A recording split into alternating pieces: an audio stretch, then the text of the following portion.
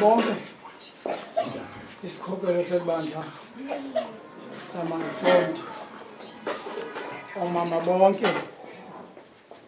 abaphoya pangaphakathi isikhokelo sonke ikwayari yakokwethu yonke indwendwe zonke ezikhoyo ngaphakathi ezincame yonke into kuba ngaba namhlanje zibe lapha kule ndawo.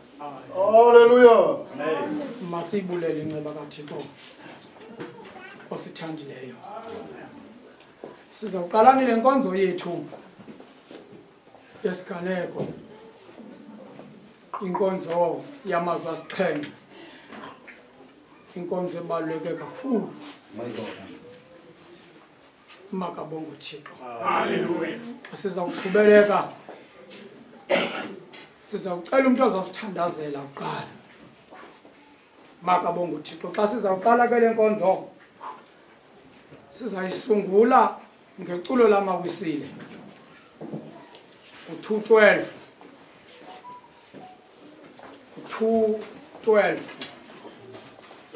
lizawuthi xa lisihla lizawuthi xa lisihla sikucele ba umdikoni uBhebheni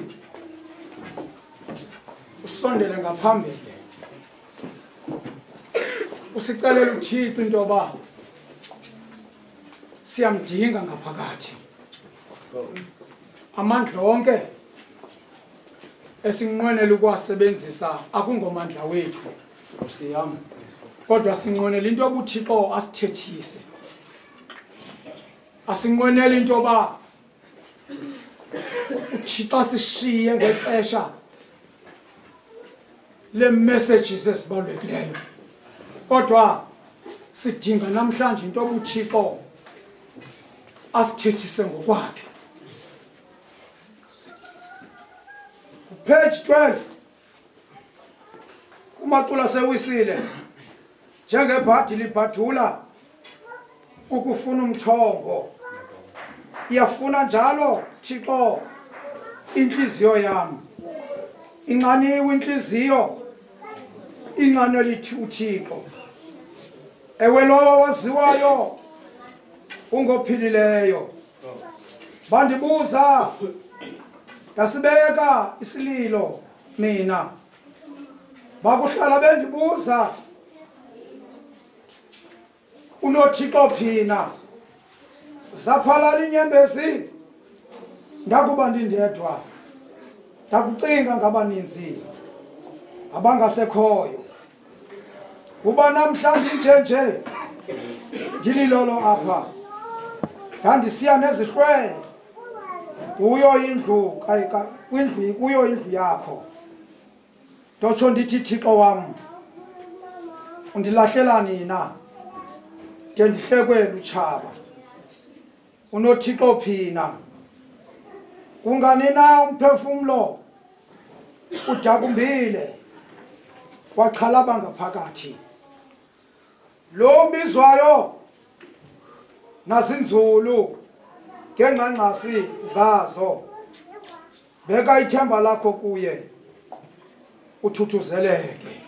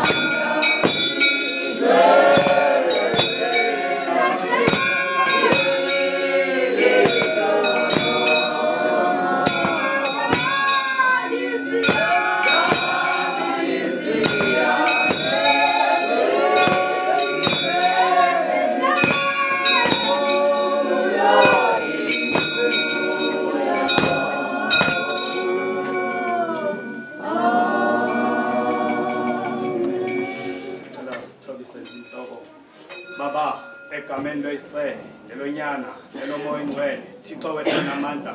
Silapha Nkosi, Nkosi yamakhosi, Thixo wethu olungileyo, bawo Nkosi uJesu. Siyalaza wena, mnikazi wempilo, Thixo wethu olungileyo, bawo sicela wena Thixo olungileyo, ube nathi, uNkulunkulu wethu olungileyo, phakathi kwale ndawo. Thixo wethu onamandla, cela somandla usibophe ngebhanti elinye, Thixo wethu onamandla eloxolo. Thixo wethu onamandla nangamazwi wakho, Thixo wethu olungileyo ezothabeka kule ndawo. Thixo wethu onamandla, cela Thixo wethu olungileyo kuze kube khona wena, Thixo wethu onamandla. Ase somandla alawulwe nguwe, Thixo wethu olungileyo, Thixo ngumdali wezulu nomhlaba. Cela somandla sinike isineke, Thixo wethu onamandla, cela somandla sisenkosi siwamamele, Thixo wethu onamandla siwave.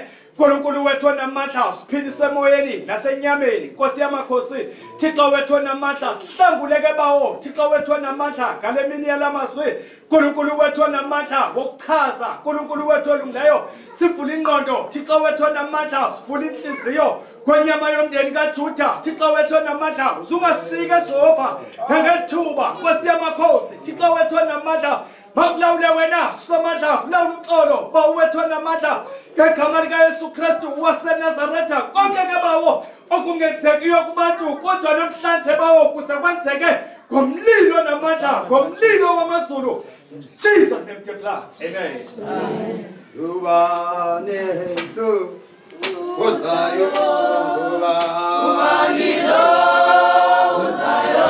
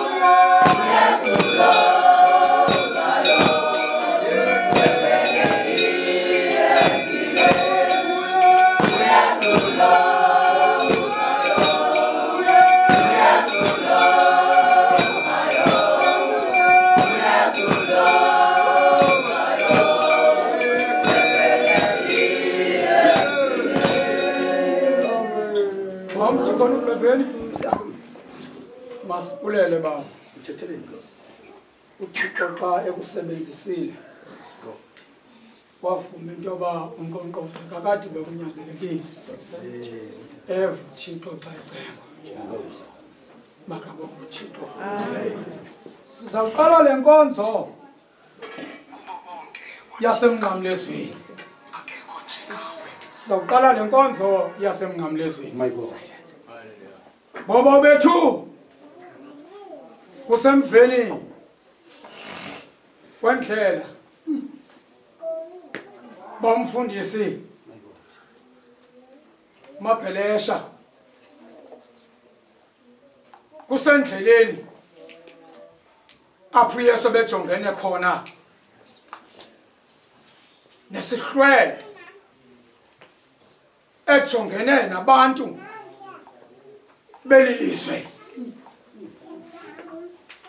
ngoba kakade sizwe esi sinamajoni esiye sithi xa sisibiza ngamajoni okhuseleko. Yesu ngakwenyanzeleka into yoba makukhangele onke amazwe anamajoni awana namandla ekukhohlakaleni yaye nasekweniseni izinto ezimbi yaye nasekubulali. Kwanyanzeleka into yoba makukhangelwe amadoda angenalo usizi athi xa kusithiwa makwenziwele atsiba kuqala angabuye umva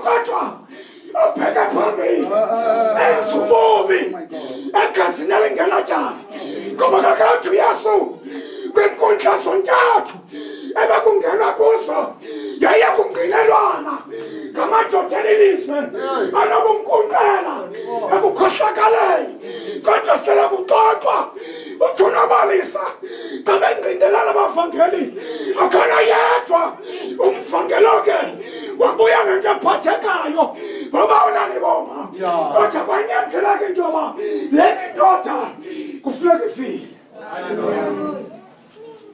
bazalisa kumbhalo othi kumele kakade ufinde udibene khona ukuze sekuzawusinda hlango linzi sibheka kulaa nkonzo injalo apho mama bangena khona bezoqinisekisa okanye bezokhangela indlela yokuhlangula uYesu ngoba bebengekho emhlanganweni babawonani boma kodwa xa kunyanzeleka into yoba makaphume uYesu kwisonga langasemva kunyanzeleka into yoba mama mabachwechwe bese ngasemva apha kwindimbane xa izakhutshwa kwisonga langasemva kodwa ndithanda uYesu akubakhangela wabona izihlobo zakhe selele nangenyaniso babawonani boma wema uYesu wabakhangela sele kunzima kunjalo endleleni amadoda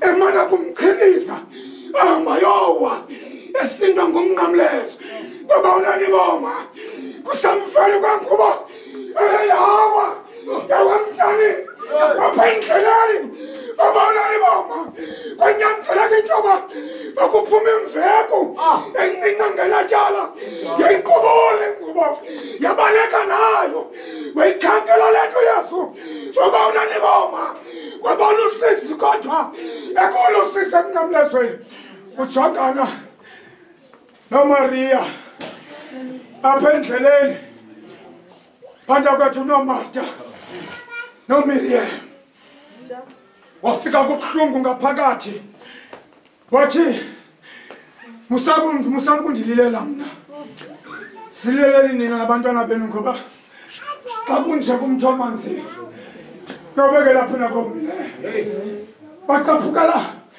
abantu balelizwe bomvangeli baqathukiswa kangaloo mazwi athethwa nguYesu uYesu obizwa ngoba libanjwa bamthala babona nomapha endleleni udibana abazalwane iBhayibhile lithi xa ulanda kakuhle ebesukela la madoda emaphandleni kodwa kunyanzelisa into yoba bawuthwala umnqamlezo babonoma la madoda akasane bemathathu kodwa leni indoda yesithathu le ndoda yabaleka kakhulu emveni koba uYesu kusenzeka le nto lithi iBhayibhile xa ibona into abutshaba lokufutshana yakhulula ingubo yayo yayijula yayishiya yabaleka kwashiyeka amadoda amabini bantakwethu labheke emnqamlezweni noYesu ubona la madoda uYesu bantakwethu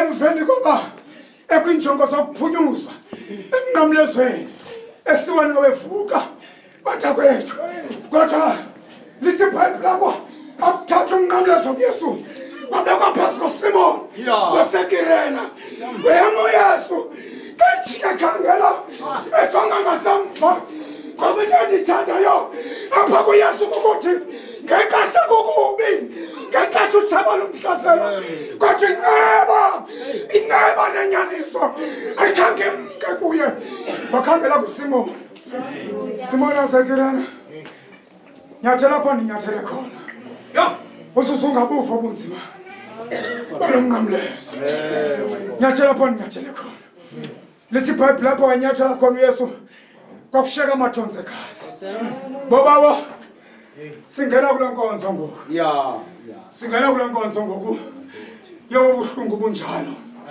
singena kule nkonzo yokophuka kwentliziyo singena kule nkonzo eyehluka kubini kwangena ngaphakathi ebantwini inkonzo yokukhohlakala unkonzo number 1 lo masithena mele enkonzweni bongena inkonzo yesibini eyayimfihlo abashumayela abangayiqondiyo yangena apha ngakomama le nkonzo ngoba ngabona abantu bebenisizela uYesu apha endleleni kodwa amadoda anenhliziyo ezimbi amadoda anobunkunkqela ebephethe inkonzo yokhohlakala bakabonga uThixo singena kula nkonzo boba bethu bakabonga uThixo ndizawucela isitulo kulomhlabeli uzawuhlabela ukuze abashumeli bonke abazawushumelela ilizwi bafole kule ndawo nabazikho isitulo kodwa bazama kule ndawo ilizwi lethu lokuqala izoba ngibaba baxolele kuba bayazi into abayenzayo bashumayeli ke kwiprogram bese silungisile ndizawucela into yoba bonke abantu abelungiswe kwiprogram bakhawuleze beme ngaphambili baba bethu asibulise kodwa ufika ungene emxholweni kumsebenzi uThixo ebekukhanyisele ngawo uthini umhlabeleli basondele ngaphambili abashumayeli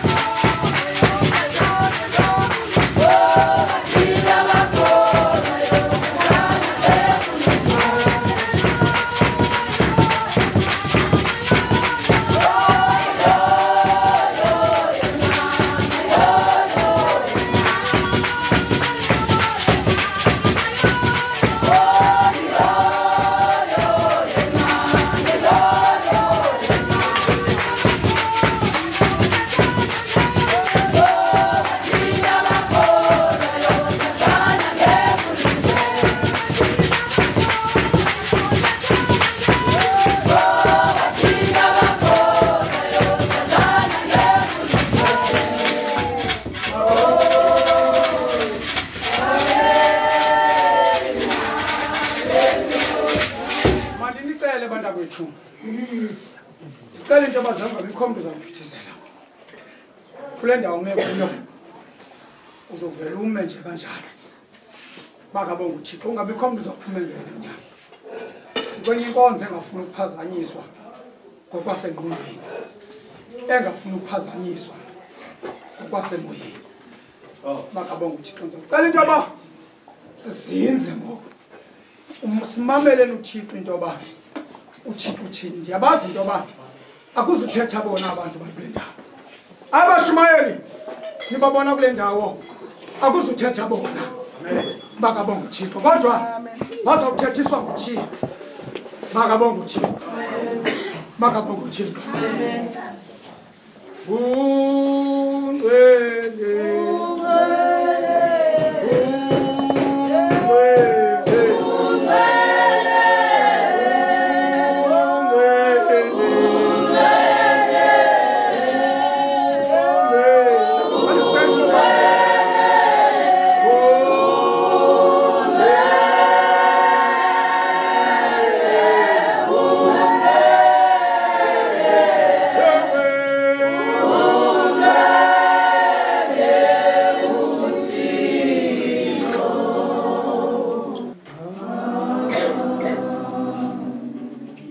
Sikhobeni inhloko zethu opening prayer yethu ngudade uMvandaba over to you sis babona amandla onke Thixo wethu olungileyo emini nje Zulu yemfihlakalo isondela kuwe kumkani kakumkani naba bantwana bakho Thixo wethu onamandla naba bavangeli naba bafundisi naba mongameli Thixo wethu onamandla nazi athi salenkonzo Thixo wethu olungileyo naba bantwana Thixo wethu onamandla bezoshumayela amazwi wakho Thixo wethu olungileyo sibisa wena Thixo wethu onamandla usamazulwini Thixo wethu olungileyo thitha kwesihlandlo Thixo wethu onamandla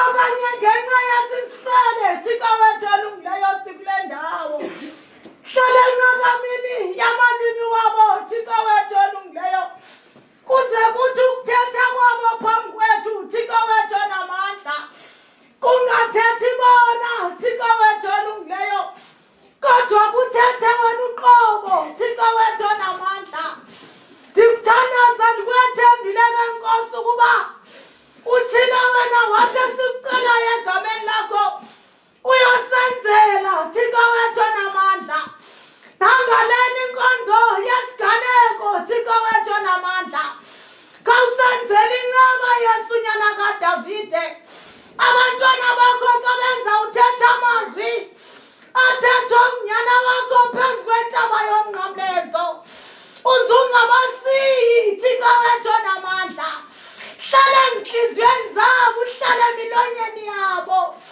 Thixo wethu onamandla ndibacelela incaba Thixo wethu onamandla kwesihlandlo kuwe hlala moya ingcwele kuba uhlala apha ebandleni hlala apha etempileni ngalo wasifelayo Yesu Kristu waseNazaretha amen.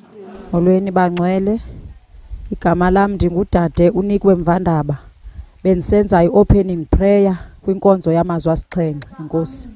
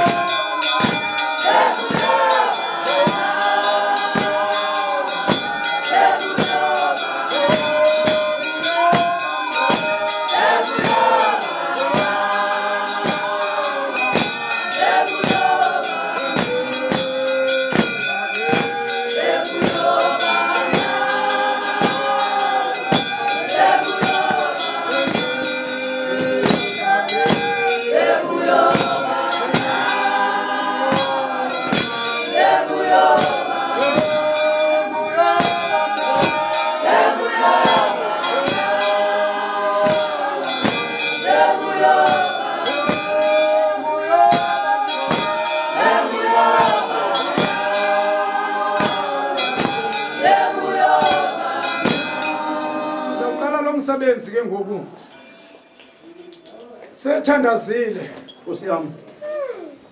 udade wethu.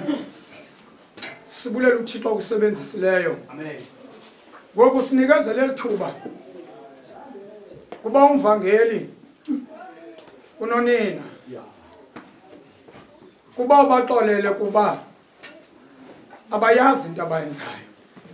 Baba sijonge emnqamlezweni. Sijonge emnqamlezweni.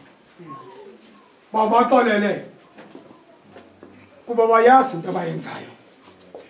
Xa isihlubawo kunomanina baba bethu sijonga kuba umfundisi utyabule xa isithi baxolele bawo abayazi into abayenzayo.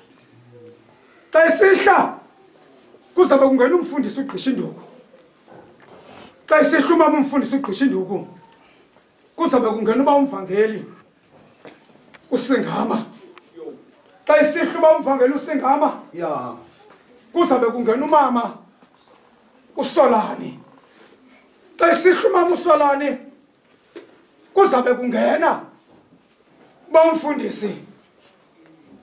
Emveni koba umfundisi kuzabe kungena umama umvangeli uColumbia.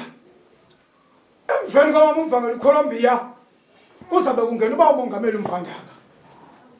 Emveni koba umongameli uMvandaba kuzabe kungena umama uFounder. Umama uMvandaba. Emveni komama uFounder kuzabe kungena uba uArchbishop. Inkonde yelikhaya. Xa isihla kuzabe kungena ubawo umongameli uKhaba kumhlaba seLady Frey. Ya. Xa isihla ubawo ethatha amazwi okugqibela emnqamlezweni esithi ndiyawunikela ezandleni zakho. Umoya wami encama konke kuzabe kungena uba uAsha uNdlase kumhlaba wokucintane. Over to you bamvangeli. Thixo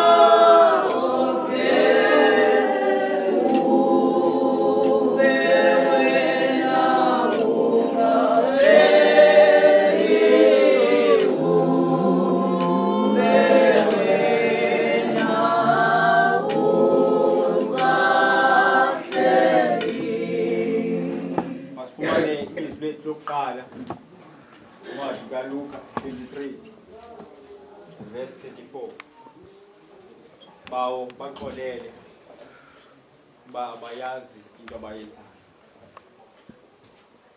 Uthetha lamazwi uYesu semnqamlezweni bazali kusemveni kokuba zenziwe izinto zonke, kusemveni kwamatyala ebebembeka wona, kusemveni kwamadindala ebemqukuza emetha, kusemveni kwaPetrose ebebemphika bemkhanyela, kusemveni koYuda owathi wamngatha ngenye imini ngenxa yelizwi awalithethayo tatam esithi ndisenokuyichitha le ndlu kodwa mna ngosuku lwesithathu nje kuye ndiyakhe. Ngamatyala ke tata uYesu ebedobha ngawo xele Nkosi malibe nathi. Elinye ityala awayenalo lenokokuba wathi yena ungunyana kaKristu xele Nkosi malibe nathi. Kufikelela kwisigaba ke ngoku esokuba uYesu badeske baye kumbethelela emthini wehlazo. Lapho ke ngoku tata abheza lo mazwi esithi bawo baxolele kuba abayazi into abayenzayo. Silapho bosikhoyo nkokheli yam, silapho bosikhoyo bazali, bawo baxolele kuba abayazi into abayenzayo. Ngilombono tatam le ndoda ibethelelwe emnqamlezweni zalo ngezikhonkwane ezide, yafakwa nomeve ntloko, isiza intlungu, ihlala ligazi, ingama Yuda lawo phansi ahlekisa ngayo adeske enze amakathiso nangengubo zakhe sele ezixelele kokubagqibile ngaye bawo baqalele kuba bayazi linto abayenzayo. uYesu vintlungu bazali kodwa unganga lehlekelwa lithemba, inganga buyela kuYesu wakhe, inganga sinikezela kuye zonke izinto kuba yena besele encamile. Bawo baqalele kuba abayazi into abayenzayo.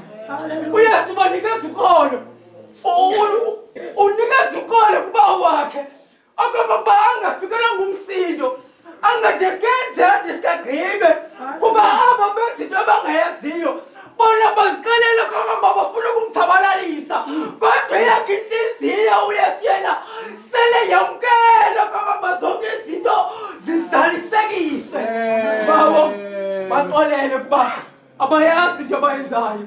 Bawo wam le nto indinika umfanekiso ngqondweni. Xa silapha ehlabathini kunabantu bakaThixo abathi xa beniwe ngabanye abantu bangabi nalo uxolo. Funeka nathi sibe ngumfuselo kaYesu. Bawo baxolele kuba abayazi into abayenzayo. Ungayibambi into ebeyenzile umzalwane wanina ebekuyenze ngo-2024 usale uyibambile wena ngo-2025. Funeka abantu abadlulisayo bawo baxolele kuba bayazi into abayenzayo. Sihamba nabantu endleleni abasigcinivayo kodwa uThixo ufuna umntu akhululayo. Sifane kunye noYesu kuba zenziwe zizinto baziqalela babagqibile kodwa waveza igama loxolo. Babaxolele kuba bayazi into abayenzayo. Ndifuna ukwenza kanje qhambo lam xa ndizokwehla, alukho uxolo ngaphandle kothando. Ndathanda alukho ngaphandle koxolo. Ubeka la mazwi uYesu emnqamlezweni zala kuba uThixo wajonga abaYuda wafikelwa luthando, wafikelwa luxolo, wazincama zonke izinto, waqalela baye ndamkele mna, ndamkele nanjengoYesu. Bawo baqalele ewe yayazi intlungu yakho, yayazi konke inhliziyo yakho ibuhlungu ezulwini kodwa undithumile kokuba mandizawufezekisa isibhalo ndihlangule ihlabathi lakho. Bawo baqalele kuba abayazi into abayenzayo. Funeka abantu abaqolayo tatam sengathi xa sele sizinxibile sibe sihamba bangaphakathi sifanelekile kodwa iinhliziyo zethu ezi zibe zingaqolanga. Funeka iinhliziyo zethu zifane neengubo zethu, ingathi xa ndikunyathele ukulibambile ngengomso. Funeka sikhulule zonke izinto kuba ziyazenzeka izinto sithi sihamba sonke ndeni kodwa sibe siqumbelele kodwa singabantwana bakaThixo. Funeka uthi uzamkela ilizwi likaThixo uqale uguquke. Siqale ukugukeni before sisindiswe tatam. Siqale ukugukeni. Awunosindiswa ungaguqukanga tatam. Ngakho Yesu ebeka la mazwi ngoba uguqukile washiya izinto emazulwini wehla waze emhlabeni wafika wabasindisa. Bawo baxolele baba yazi into abayenzayo. Ndifuna ukuthi nam namhlanje ngale nkonzo tatam ngifuna ukubamba umfundiselo kaYesu ngingayishumayela into okuba ndikwazi kodwa ndibe ndiphila ngaphakathi banisela ukuyishumayela tata ngoba ndine-experience yokuyishumayela kodwa inhliziyo leyo ibe ingayithethi loo nto funeka xa ndisithi ba ubaxolele kuba bayazi into abayenzayo nenhliziyo leyo abangaphakathi ibe ithetha loo nto kuba ndisele ukuyikhupha ngomlomo kodwa inhliziyo ibe ingayithethi loo nto ba ubaxolele kuba bayazi into abayenzayo ndiyehla xhego lam Nkosi wena waphela abaholi bomhlaba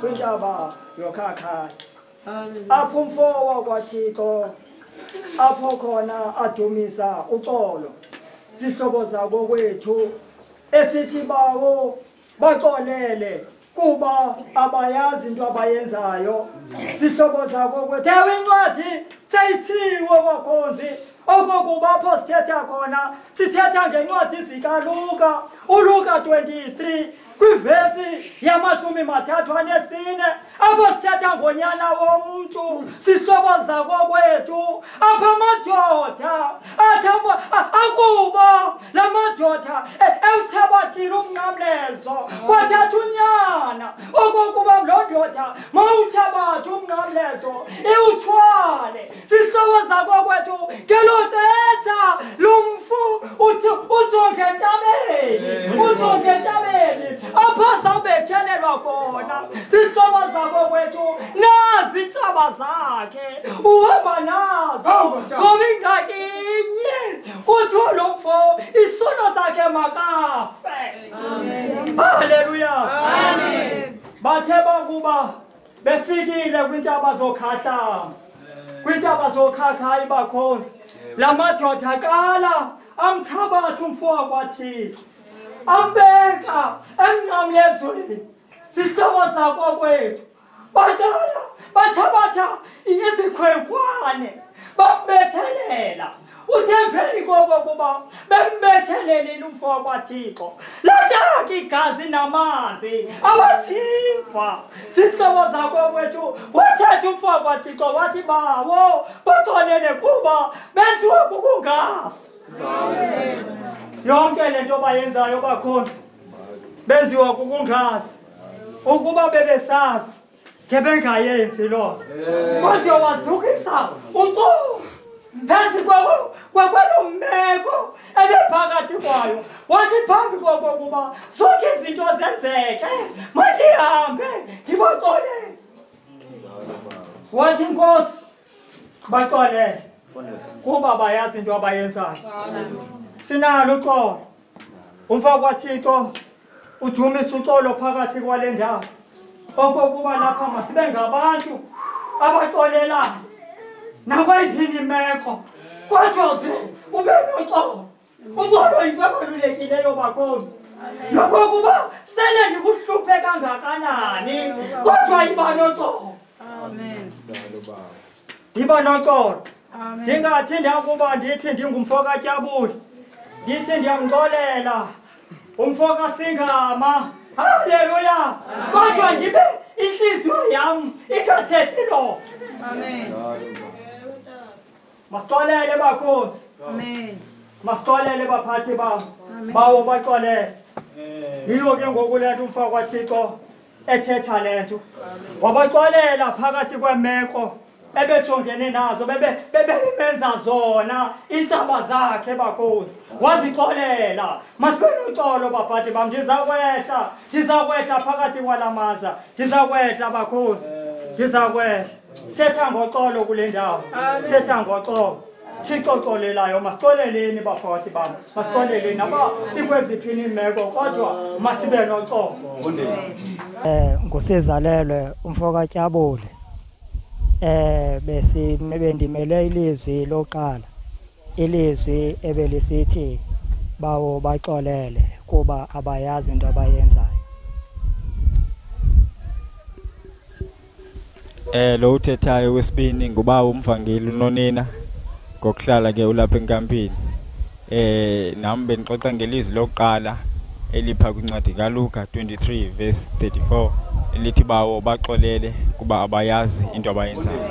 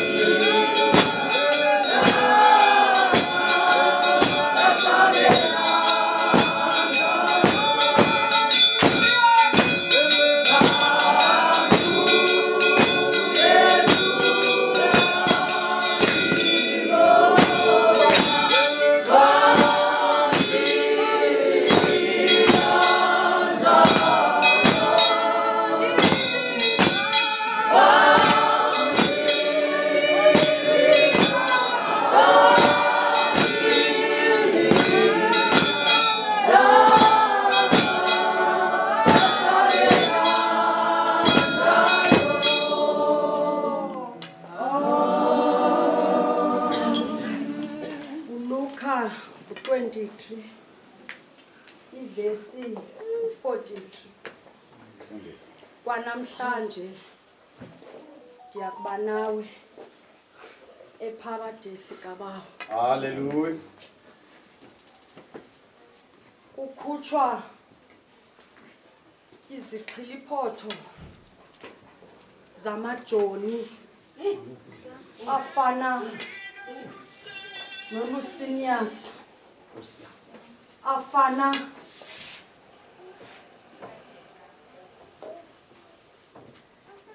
molweni bantakwethu haleluya zikhokhele iprofessional ebheka emnqamlezweni molweni enkonzweni haleluya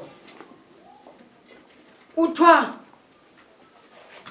phezu kwentaba uYesu ubethelelwe namadoda kuthiwa mabini enye indoda ingasekhohlo enye indoda ingasekunene molweni enkonzweni haleluya kodwa apha endleleni kuthiwa befundula athi la madoda ethetha into enye kodwa eCalvary kuthiwa yaqhawuka athi into bebeyithetha molweni enkonzweni. Haleluya. Ulapho athi uYesu simva athi kuba athi la madoda athi behamba yonke athi kwindoda athi engasekhohlo athi uDesmas athi xa yabuza athi ukuba unguye athi unyana kaThixo uthi sisindise athi uzisindise athi usisindise nathi. Haleluya. Uthiwa yasuka indoda engasekune egama athi linguDesmas ithetha amazwi wodwa awumoyiki na wena athi uThixo ngoba athi kukho abantu abangakwazi ukunyamezela abantwana bakaThixo athi xa behlukumeza athi ngabanye abantwana athi bomama athi kukho abantu abangakwazi ukunyamezela athi umntwana kaThixo uthethwa ngaye kakubi. Sukuthetha amazwi wodwa uDesmas uthi akumoyiki na wena athi uThixo uthi thina bantakwethu uthi silapha ngoba athi sigwetyiwe molweni enkonzweni. Ingxaki athi baba bethu kukho abantu abesimane athi sibaxelela athi izinto zabo athi kuThixo athi namhlanje uthi basilibele. Kukho abantu athi besifudula bawumongameli uthi sinyuka nabo athi ntaba kodwa ngexesha uthi basilibele. Uthi silapha ngoba sigwetyiwe sokumfa onguYesu. Thetha amazwi lo uthi ibhata Nkosi uze uthi wakufika athi bukumkanini athi undikhumbule. Uthetha amazwi ke ngoku ngexesha athi owam uYesu uthi kwanamhlanje uthi ndiza kuba nawe athi eparadesi athi kabawo bantakwethu Yesu akathi ngomso akathi ngalamini akakusibaleli athi zona zethu futhi akasibaleli athi izilando uthi kwanamhlanje uthi ndiza kuba nawe eparadesi kabawo. Xa ndizosuka kule ndawo ndikhe ndathi bethele athi unyana womntu kodwa noLuka ngokwakhe akayichazwa athi yintoni athi ebambile uba athi makabethelele molweni enkonzweni. Xa ndizosuka kule ndawo ntoni iparadesi molweni enkonzweni. Uthiwa apho siya khona bazali akusekho kukhathazeka athi nasijwile apho sibhalele khona eyethu iparadesi. Ungandibuza athi athi uba mama uGqishinduku kutheni le nto athi wonwabe kangaka athi apha emhlabeni ndibe ndiyazi mna uba athi eyam iparadesi akhange ndizoyithetha namntu athi ndosuka nje athi ndithula athi ndonwabe athi eparadesi athi kabawo molweni enkonzweni. Haleluya. Sijonge eparadesi bantakwethu.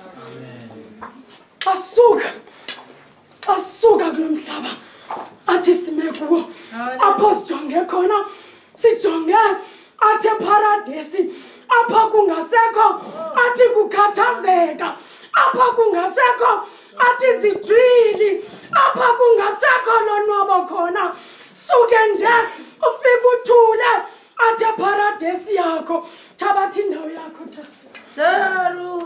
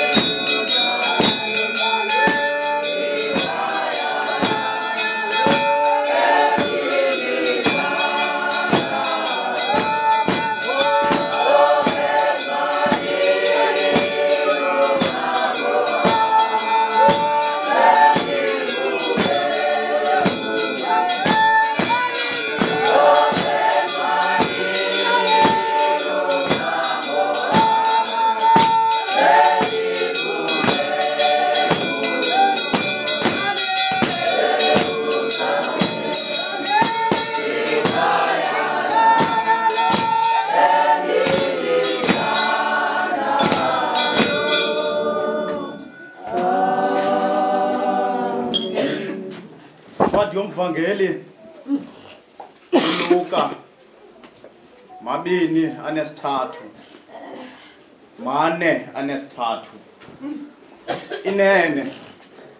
inene ndithi kuwe kwanamhlanje uyakuba nami eparadesi kaBawo kusemnqamlezweni bazali lo mzalwane apha unguYesu ukhuphile izwi lesibini apha kule ndawo kasiqaphela kule ndlela ibheka emnqamlezweni ukuba singayibamba apho kukho izihange ezibini okanye kukho abenzi bobubi ababini apha ababanjwayo ngoba unyana kaThixo akumelanga ukuba abe yedwa emnqamlezweni ethi incwadi kaThixo kwazizange esinye sangasekhohlo esinye esangasekunene kodwa ndiqaphela into yodwa apha emnqamlezweni apha kunyana akaThixo elakhe apha isono sebhaliwe kodwa apha ezabazalwane azibhalwanga isono sikaThixo apha okanye isono sikaYesu apha sithe kunyana wamaJuda ixolo lenkosi mabe nathi amen babemsicela akule ndlela ibheke emnqamlezweni bethathe izinto ngonyana kaThixo nangexesha semile apha phezu komnqamlezo ithathe ibhada apha wena zisindise uzusindise nathi wemunyana kaThixo wethula kuba apha ebomini bazalwane akufanelanga uphendule yonke into ngoba bekuphenduleni kwakho uluza umuntu onguye uYesu uba wemphendule lo mzalwane kumenyeliseni ikwakhe kakuze uluza ubuYesu okanye ubuKristu kuye kuvela umuntu wasenyameni sisindise usindise nathi wakhalima lo mzalwane waye ungasekunene akumoyiki nawena uThixo ngoba lo muntu apha ugonayo into ayigwetyelwayo akenzanga nto engumuntu kaThixo lona thina sethu isandla sibe siphinde sigwetyelwayo esenze kakubi ephambi kobuso kaThixo wemunyana kaThixo akulo mzalwane wathi Thixo kwanamhlanje ndiyakuba nawe eparadesi kaBawo ebeni lo mzalwane ethenyana kaThixo uzondikhumbule xa uthe wabuyela ebukumkanini bakho Inkosi yosukuma ibe nathi haleluya kwanamhlanje ndiyakuba nawe eparadesi eGabawo wamalonyana wathi kwanamhlanje ngoba sikaphela into yodwa ukuba singacacisa nje engeparadesi yodwa ukwathi umuntu obekule ndawo wabuza uba yintoni elento iparadesi ngoba iparadesi ifuneke ibonakale kuthi ukuze izobonakala ngapha akwelesithathu izulu unyana kaThixo apha iparadesi yilampo abangcwele bakaThixo abalala khona amen kulapho abanyana abangcwele abahamba kakuhle futhi apha evangelini abangagqibi kakuhle nje engathi kodwa into ebeke kuyo ibe ngaphakathi uThixo ukholiswa into engaphakathi apha emntwini akakholiswa luhambo oluhle emva kwasesinqineni apha bazalwane inene ithi kuwe kwanamhlanje Amen. ndiyakuba nawe paradise kabawo Hallelujah. akho nto ndizakuyenza andizawuhla ngokuthabatha indawo. Molweni baphulaphuli. Ndingumama uGqisha Induku. Ndilapha kulomhlaba wasenkampini. Kumazwi asixhenxe bendishumayela ilizwi lesibini. Kwanamhlanje ndakuba nawe eparadesi kabawo. Mandithathe elithuba ke ndibulise kubaphulaphuli bonke kulomhlaba waseSajonis. Lo uthethayo ke ngumvangeli uSingama. Ndizalwa ke kulamhlaba waseNgcobo. Ngumqwathi ndingumtshaba ndinguyokhwe. Ndisekapa ke ngokuhlala. Bendimele ilizwi lesibini ke apha. Kule ncwadi kaLuka kwisahluko pha u23 sabamba ke ivesi engu43 yathi ndawo inene ndithi kuwe kwanamhlanje ndiyakuba nawe eparadise abawo.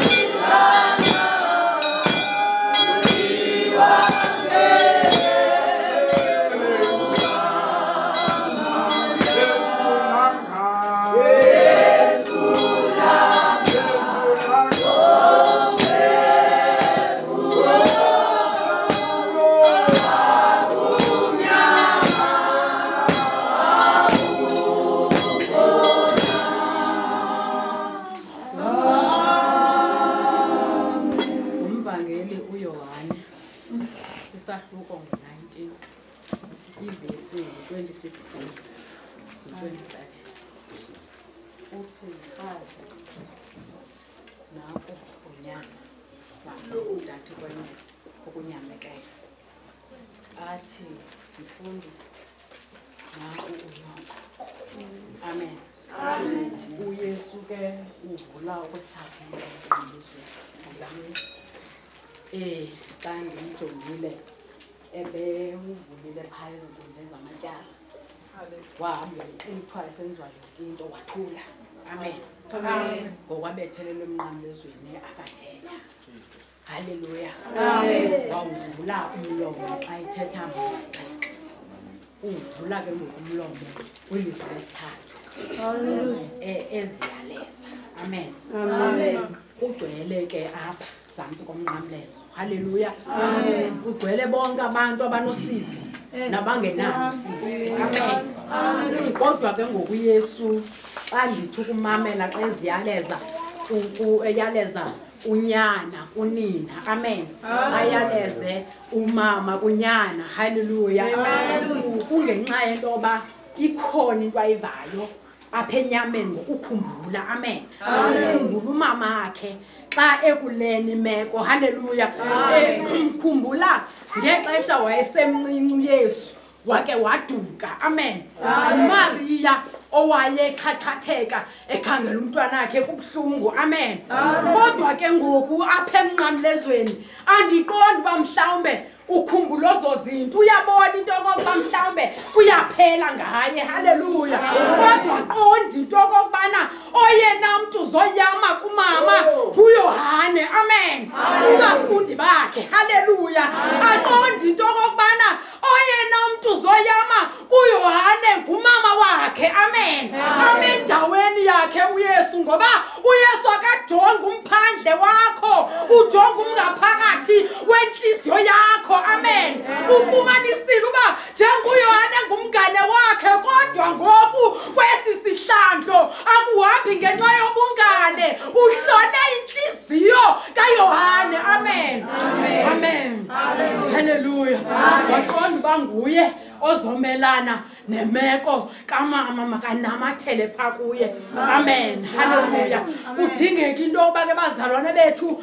sisekhona uYesu ethetha sizikhethele abantu bokuyama haleluya singabakhethi ngoba sibabona bebahlo mama uji kodwa sicela umoya oyingcwele luku Yesu owokuhlola inhliziyo yomuntu yokuyama haleluya amen amen akuyanywa noba kukubani amen haleluya awusondezi noba ngubani eqali kwakho amen usondeza umuntu ozothi xa ulila akosula inyembezi kodwa angahambe ehlekisa ngenyembezi zakho amen uthi xa udala uqanda inhliziyo yakhe kuye uthela yonke ibhinini yakhe kuye angahambe yoyixela kwamakhelwane inhliziyo yakho uYesu ubonile uba naba abantu abazoma babhekane nalengxaka kuye okanye bathuthuzelane amen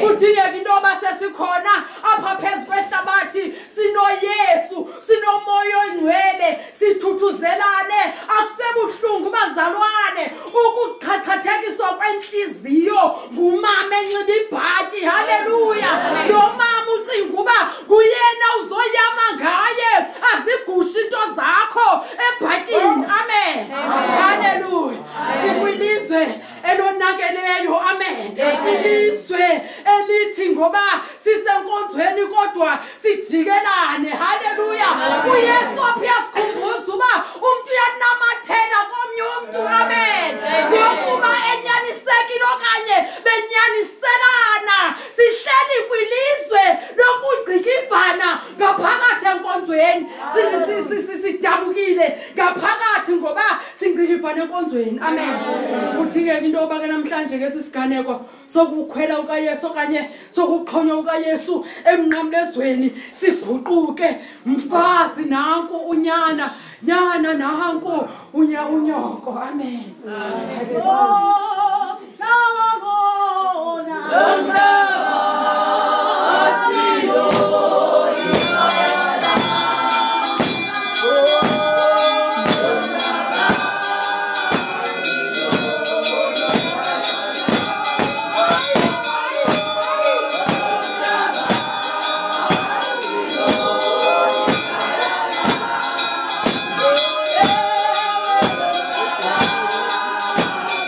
Oh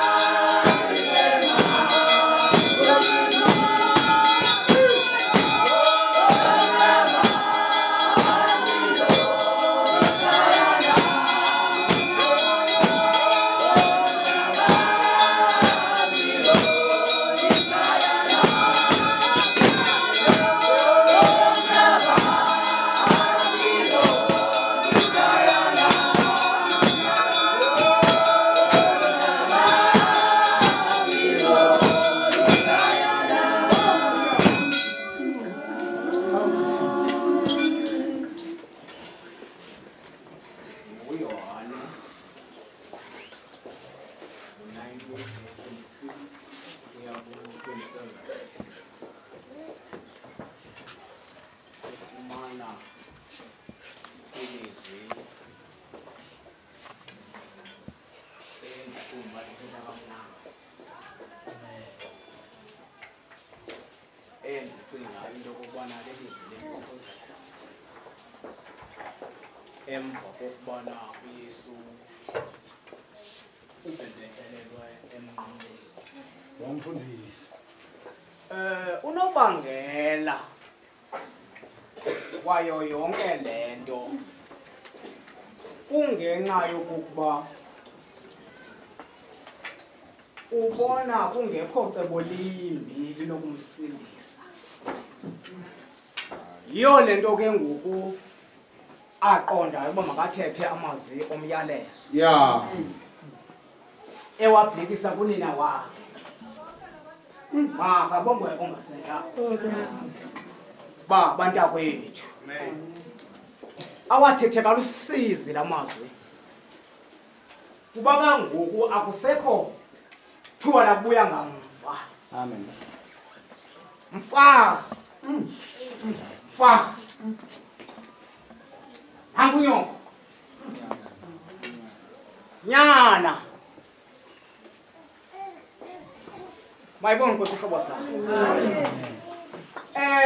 zizihlobo zenkosi lento yifumana inobuhlungu phakathi wamfundisi kukamama ethetha amazwi alohlobo wamfundisi namhlanje izihlobo zenkosi sithiwa ngamagama sithiwa ngamagama kuthiwe kukho Joqo kuthiwe kukhona ovusumzi kodwa ufumanisa into yokokubana singochithimizi asikwajiwa asimijongi noloxolo manibona Nkosi ihlobo zam kodwa umzali wakho ubekutheka mna wathi nguJoqo wathi wena nguvusumzi kuba ube nethemba lokokubana uza kumvusela umzi mayibona Nkosi ihlobo zakho kusuke kungenzeki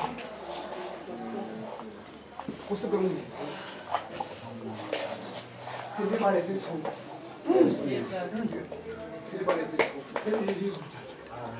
sitsho munye wesiqhelekileyo sitsho ngenwele ezidlaka ezingathi uphuma phi nanje mayibona Nkosi ihlobo zakho abelile unyoko bekulilela kuba ube nethemba lokuba uza kumvusela umzi unyoko ube nethemba ngawo ukuba uza kumvusela umzi. Amen. Hayi Nkosi uchitha umzi benethemba ngawo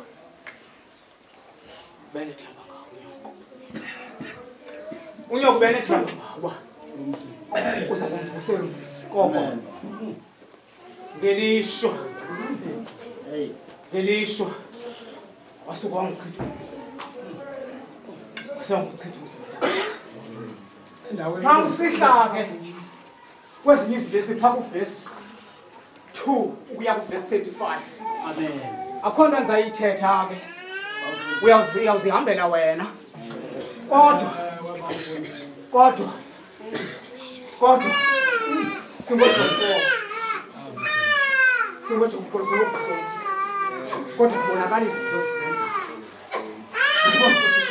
koko nje sizawumana sithola abantu abakwaziyo ukwenza izinto ezinidaka sityhole sithi hayi ndinje ntakamfana lo mama kuthanda ndimbona lo mama uba akafoni lo mayibona Nkosi ihlobo sam mandiyeke botata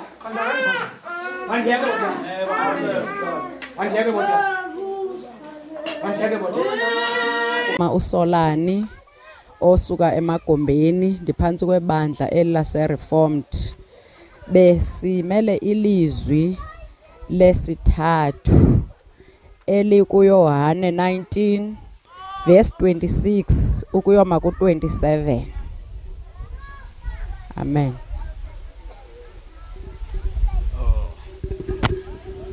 Lo uthethayo utata uMagelesha okuyibandlala lapha eReformed, uhlala kwalapha enkampini.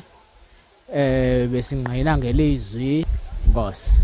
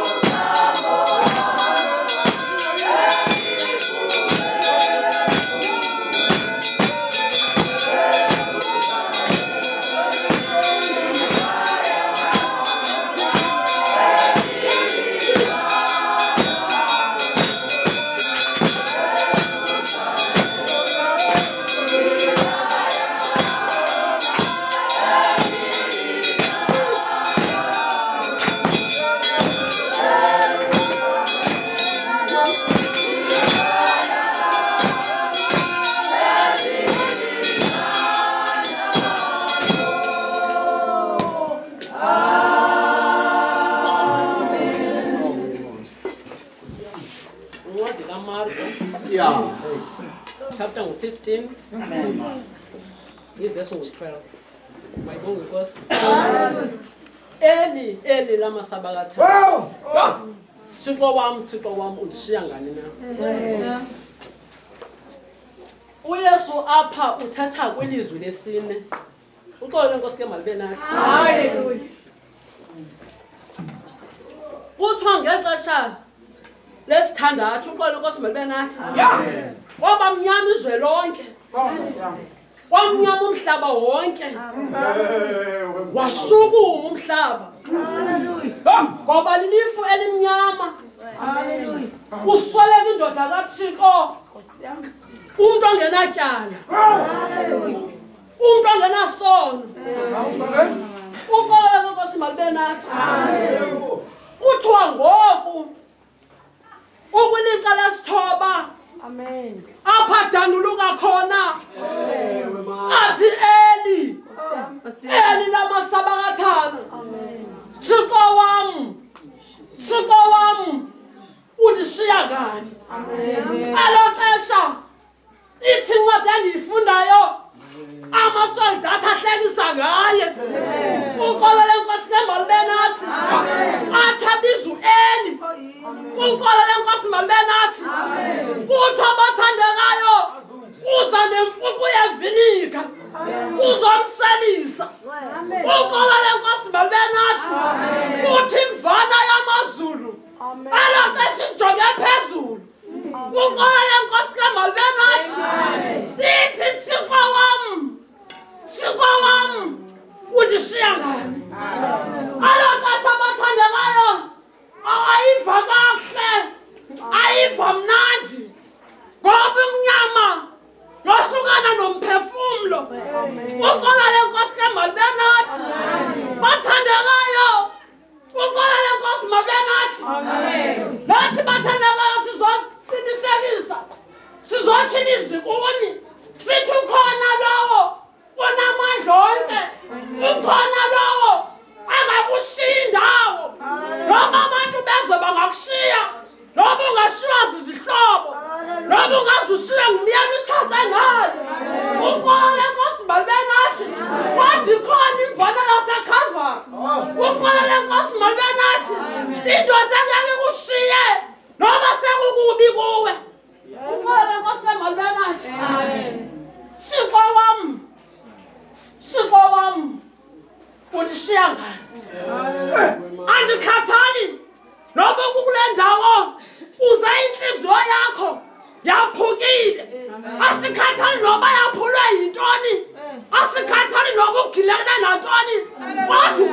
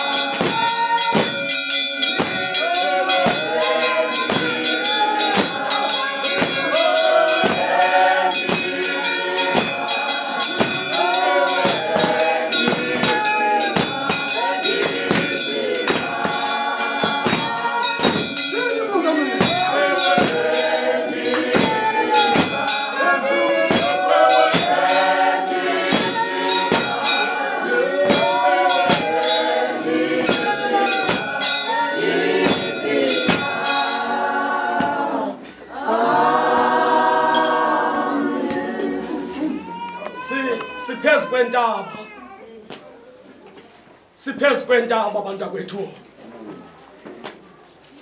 Phezu kwentaba yokhakhayo. Apha izinto bawashi Nkosi yami. Siyogqityezelwa khona. Bantu akwethu. Kodwa phezu kwentaba esimi phezu kwayo. Ndibona iminqamlezo emithathu. Phezu kwentaba yokhakhayi ndibona umnqamlezo weredemption, ndibona umnqamlezo werebellion, ndibona umnqamlezo wereconciliation. Bantu abantu phezu kwentaba kodwa xa ndiqwalasela ndafika wam uYesu ekumnqamlezo aphakathi nendawo, umnqamlezo wereconciliation. Wathetha lapho la mazwi. Bantu akwethu akufa bantu akwethu ukuthi kuqhawuka iconnection phakathi kwakhe noThixo. Bantu akwethu athi umbhali kuqhawuka imbeleko. Uthanduluka apho wam uYesu uthi Eli namasawa kathana Thixo wami undishiyanganile. Inkosi yaxola masithande. Amen. Inkosi yaxola masithande. Amen. Uthi umandasi akubethandulukile. Inkosi yaxola masithande. Amen. Lakazuka phakathi khusela. Amen. Inkosi yaxola masithande. Amen. Ngoba kufa umuntu ongena sono. Inkosi yaxola masithande. Amen. Kufa umuntu ongena sono. Wasukuma umhlaba bantu akwethu wakhondoka amandwaba wathilika mawa. Inkosi yaxola masithande athi amasoldatha ezantsi ngokwanana nangokwanyaniso lona umntu ibinguye unyana kaThixo. Inkosi yaxola masithande. Eli lamasaba kathana Thixo wami undishiyanganela. Thatha indawo yakho baba. Ndingumama uColombile. Ndilapha kwinkonzo yama-Reformed Ambassadors Church of Christ in Zion. Namhlanje besishumayela amazwi asixhenxe. Ilizwe besilishumela namhlanje likuMarko 15 verse 12. Eli lamasaba kathana Thixo wami undishiya ngani na? molweni mphulaphula ekhaya luthethayo kungenisile kaMvandaba ophansi kwebandla lama Reformed Ambassadors Church of Christ in Zion umenje ngomongameli kumazwi asixhenxe namhlanje besishumayela kwincwadi kaMarko 15 verse 12 belisithi ilizwi eli lamasabakathana Thixo wam undishiya nganina. May God bless you.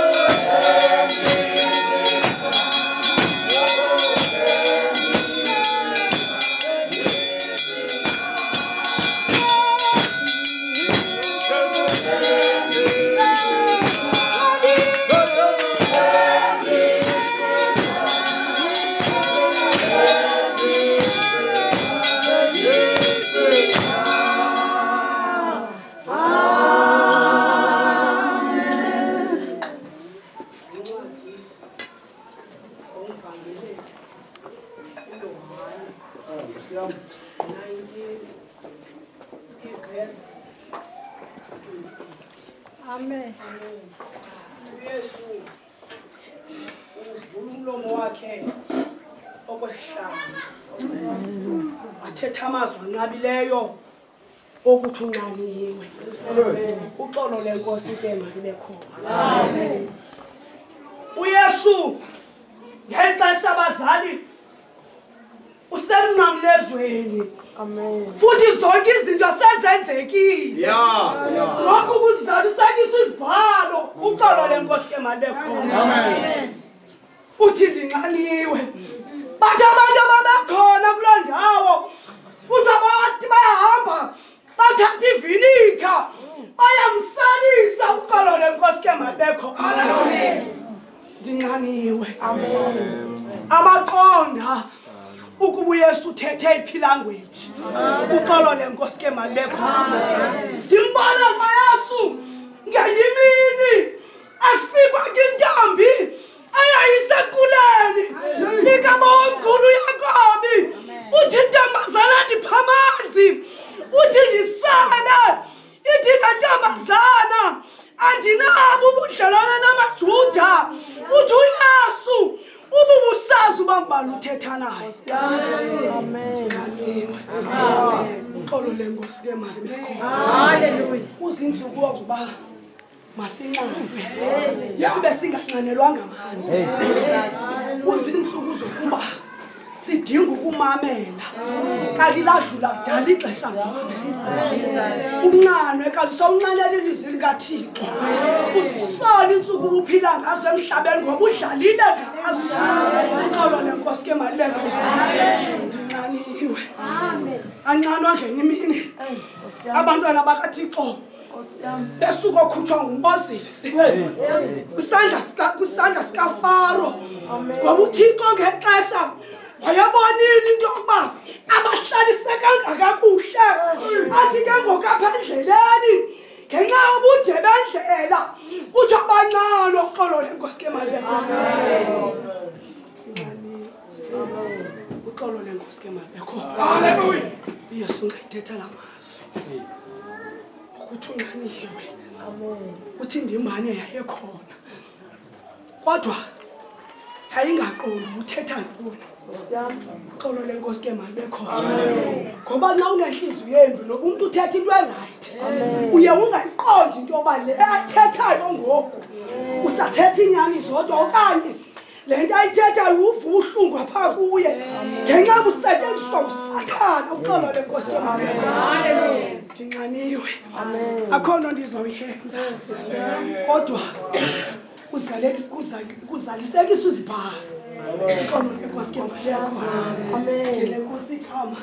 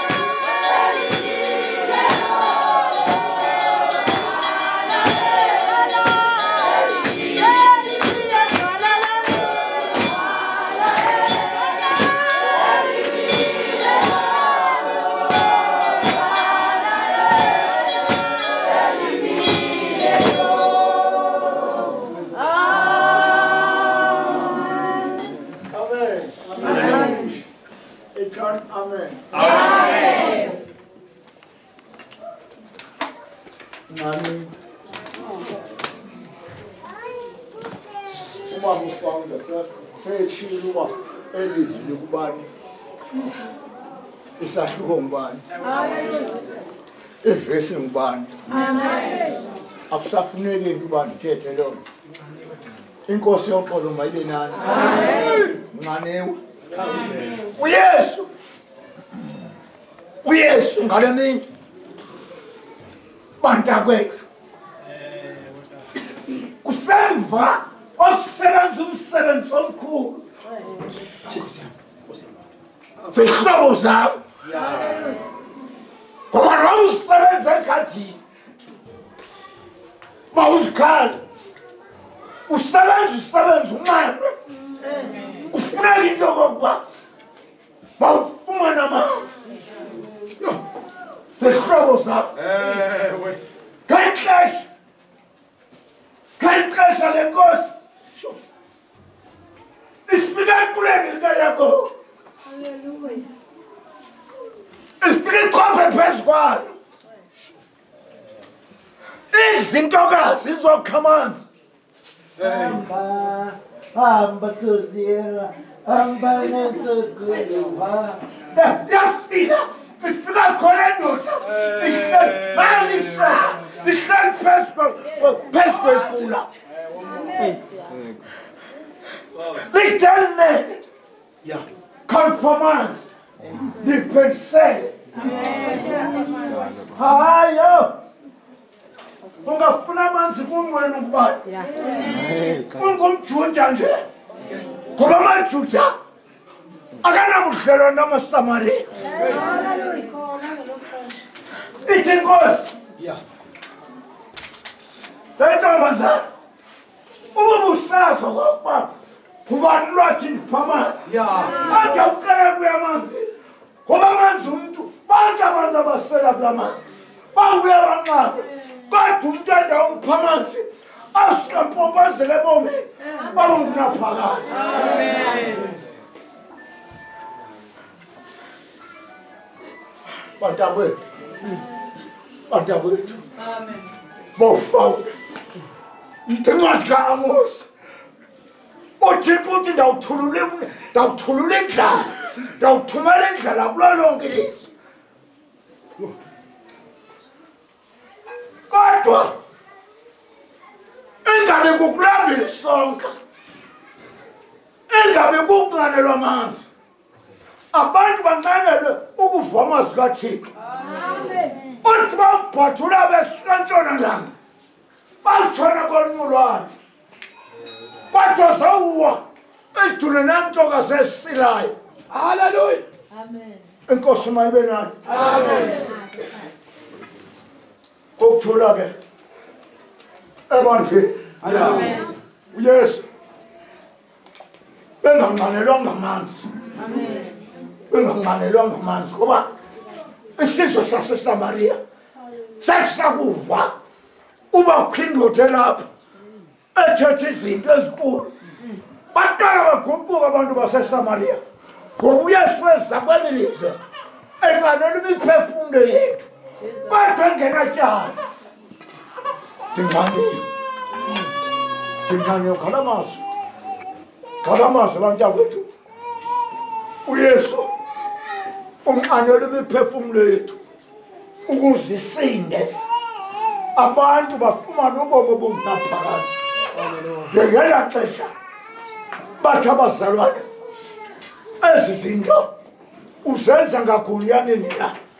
Uthi hayi mna ndisele oku ukuze babe nobomi obungaphakathi. Ndandiya kumvusa umntu ngosuku lokugqibela. Inkosi mayibe nayo. Amen. Ndinqaniwe bawufawundi.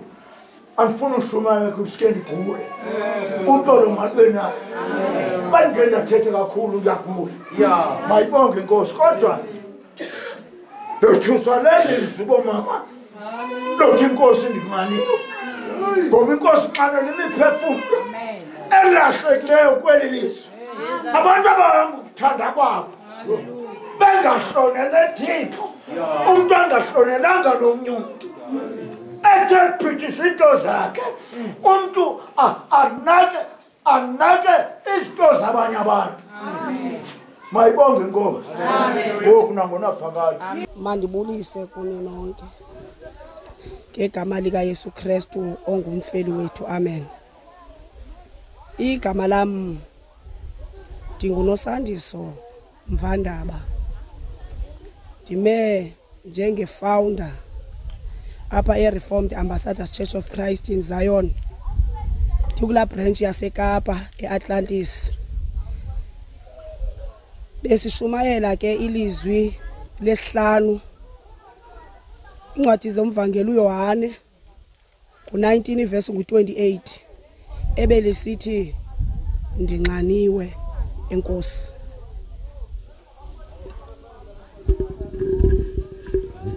Mandibulise nonke ngegama elihle lenkosi yethu enguYesu. Amen. Lungu Archbishop uMalgas lisuka apha eChaguba. Ndikule nkonzo yase-Reformed Ambassadors Church of Christ.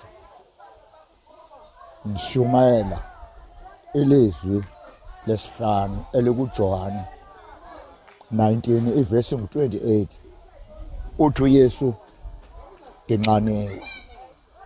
Amen. Ilizwi lesithandathu kumazwi ayethethwa nguyena phezu komnqamlenza okanye phezu kwentaba zokhayikhayi. Inkosi yozonke mayisikeleze ekubeni ba eyamkela ivinika wathi kugqityile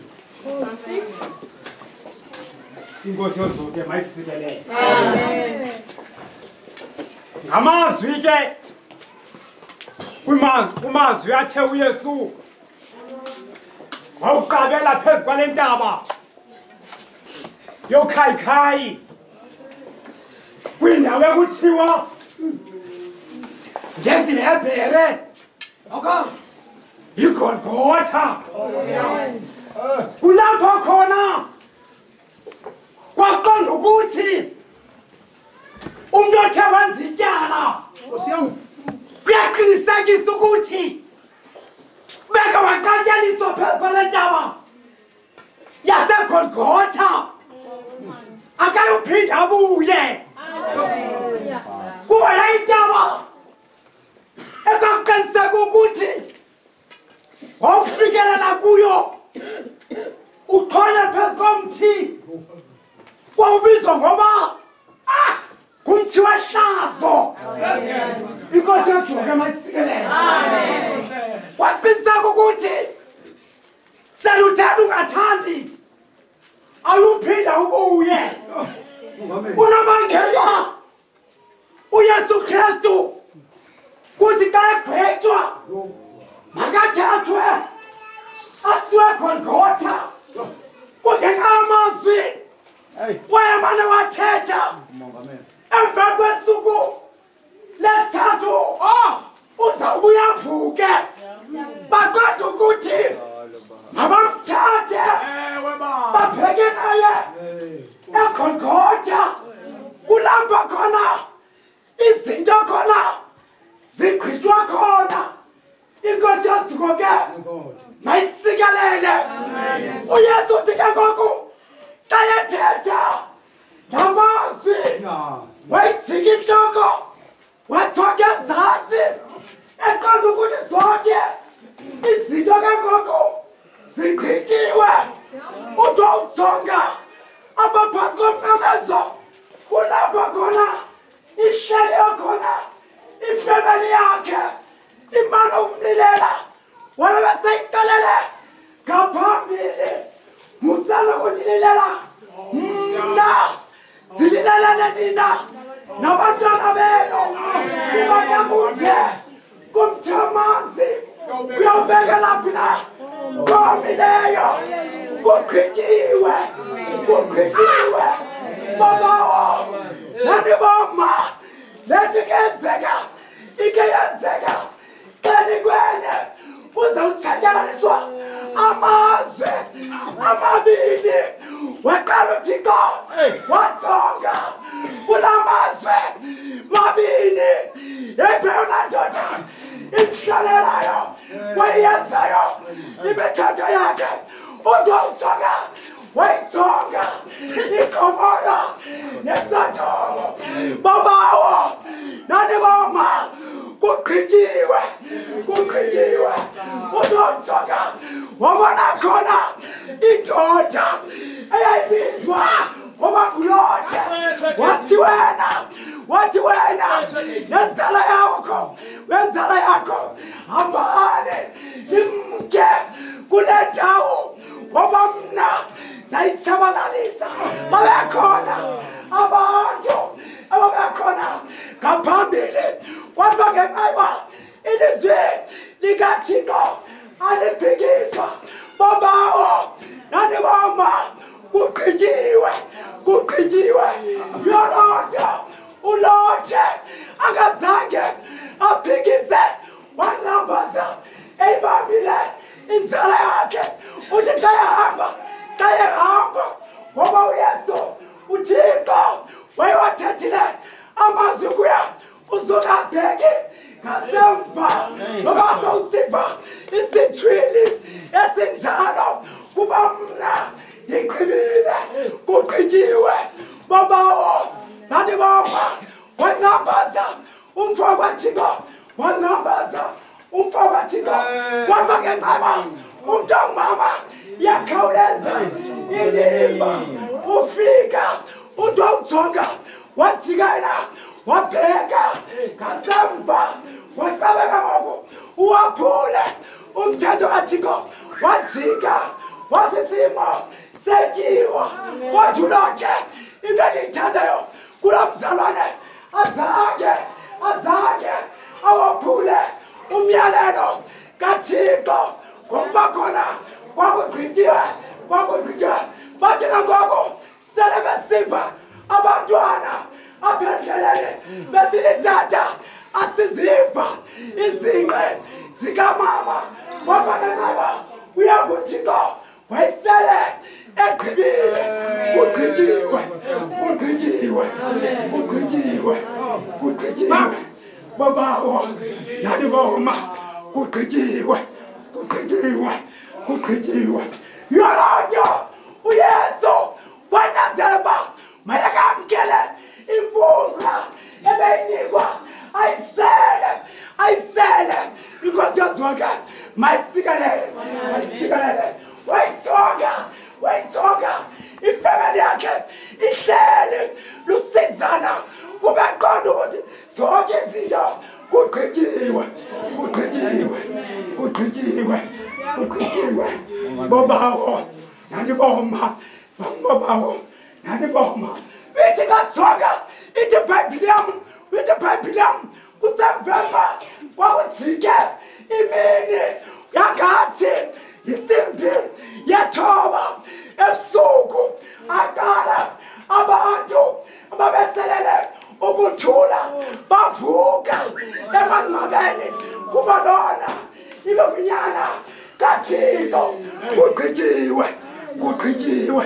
kugqityiwe bobawo nani boma kugqityiwe eyona nto xa ndizawujika ndihlale phansi ezikaThixo izinto aziphikiswa uyathanda uThixo xa yagqibile ngempilo yakho ugqibile akhathaliseki noma abantu bangahlala amabhunga bathini kodwa uThixo xa yagqibileyo ngempilo yakho kugqityiwe babawo nani boma yathunywa indoda xa ijika apha endleleni iba yona ayibonwa iba kumadileshe orongo kwabekenqaba uyakuthixo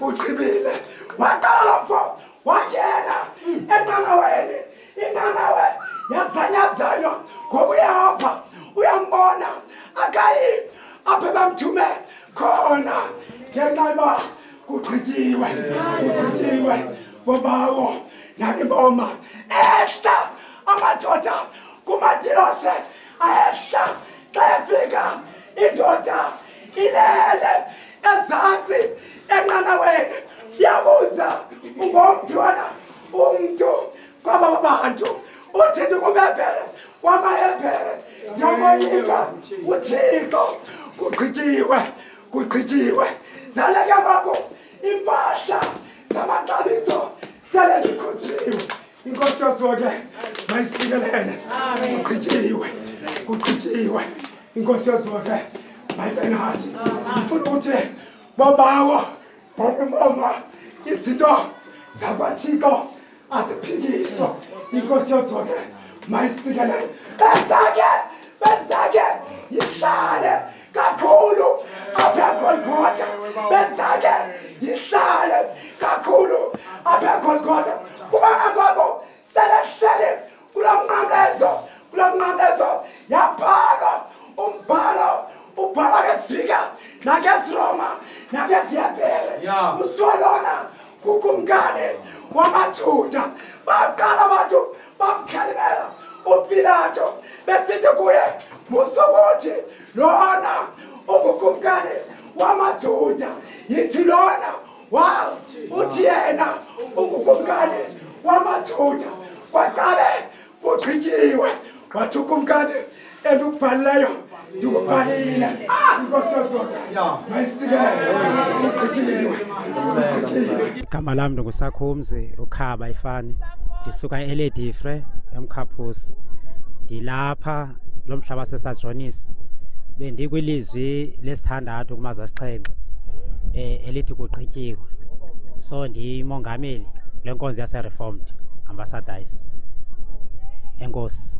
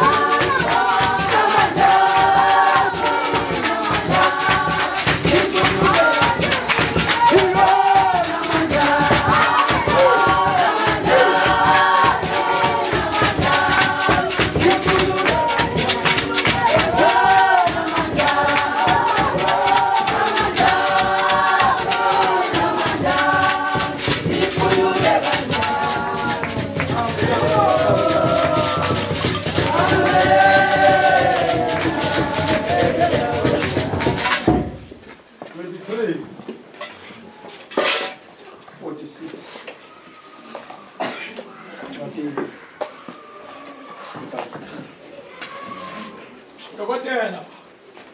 Mayibonge Nkosi. Amen. Wathi bawo ndimnikela ezandleni zakho umoya wakho. Makabonge uThixo. Amen. Usamvani kwazinto eziye zenzeka emnqamlezweni. Wasizama lo mkhonzi emane eziyalaza kuyise wabona ukuthi kulungile into yoba makamxelele into yoba salithuba liphelile futhi ngoku mandigqithise imeseji ngoba ndiyabona into yoba unxulumelwano seliphelile. Bawo ngiwunikela ezandleni zakho umoya wakho. Kusamvani awugqibo okuthetha lo mazwi ithi incwadi yeBhayibhile amadoda ayekhona kuloo ndawo yabona into yoba salumphefumlo uqhawuka enyameni. Ithi incwadi yakhawuleza indoda yazukisa kuThixo yathi nene lo mntu lona ebelilungisa. Makabonge uThixo. Nene lo mntu ebelilungisa. Makabonge uThixo. Ithi xa selusihla nayo bonke kwethu izihlwele zajika sizibethe isifuba. Makabonge uThixo. Ithi labantu abebesazana naye kodwa bajika bamela kude. Mayibonge Nkosi. Bawo ndimnikele ezandleni zakho umoya wakho. Mayibonge Nkosi. Kukho amaxesha bonke kwethu kawufika uthaba bemke abucinga wena uzamona. Kwenzeka loo nto bantakwethu xa unyana womntu ezawuthwala impahla kothuke. Makabonge uThixo. Yithi mandikukhumbuze emveni kweJudasi Kariyothi uYesu ebemane izinto amenzela zona kodwa kufika isiprofethi esithi ewe khawukhangele le ndoda. Umzalwane wabiza isidlo wafika esidlweni wamsika wabaxelela into yoba apha kuni khona uzam ndinqashe inkukhu engekakhali ngakathathela incwadi yeBhayibhile xa ndiyifunda wenje njalo uJudas Iscariot awufika lo mzalwane wabona into yoba kulungile ufunda lo mfo mandithengise ngaye.